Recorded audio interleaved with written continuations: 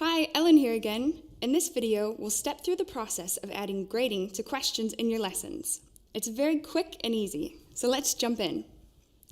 I'm going to start by creating a new course, but you can just as easily apply grading to your existing lessons. Okay, in the administration pages, I'll create a new course. And I'll add a new lesson within this course.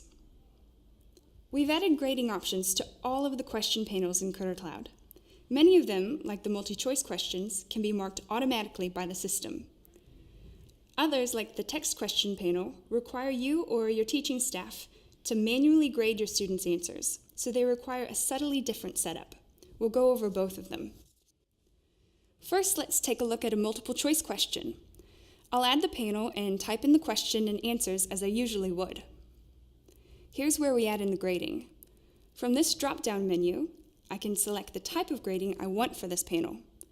Instant feedback lets your students receive an answer and explanation immediately after completing the question. It is formative assessment, so whether they answer correctly or not does not influence their final grade for the lesson.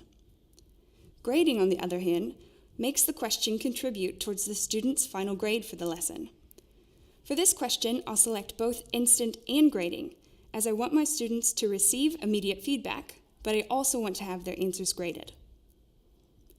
Now I'll click Edit Answer to tell CurriCloud which of these answers is correct and enter feedback for each of the choice options.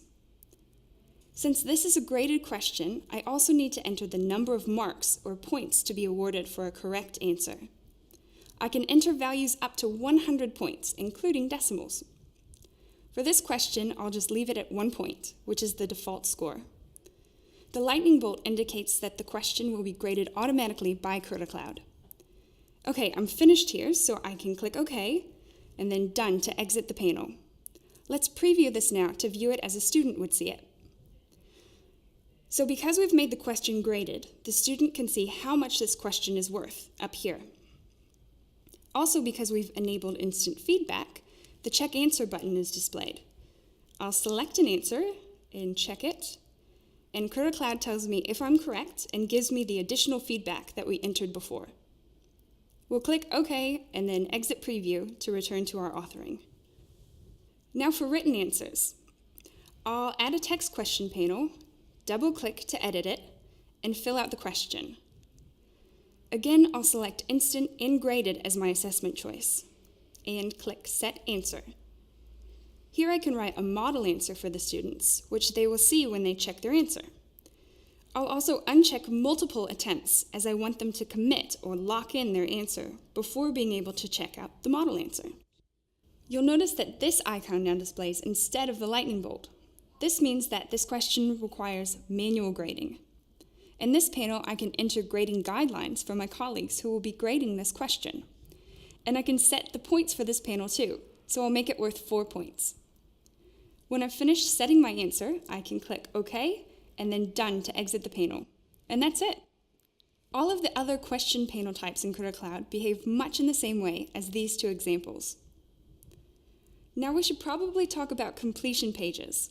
You can think of these as being the digital equivalent of a student turning in or handing in their assignment.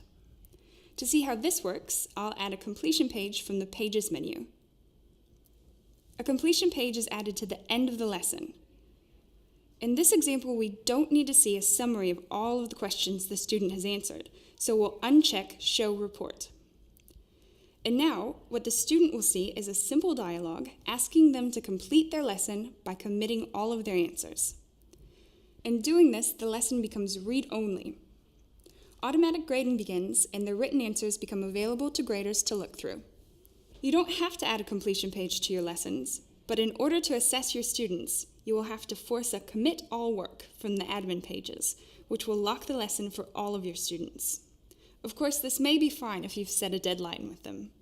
We'll have a look at commits for multiple students in more detail in another video. When you've finished your lesson, simply click Home to return to the administration pages. And when you're ready to let your students begin the lesson, click Publish and confirm.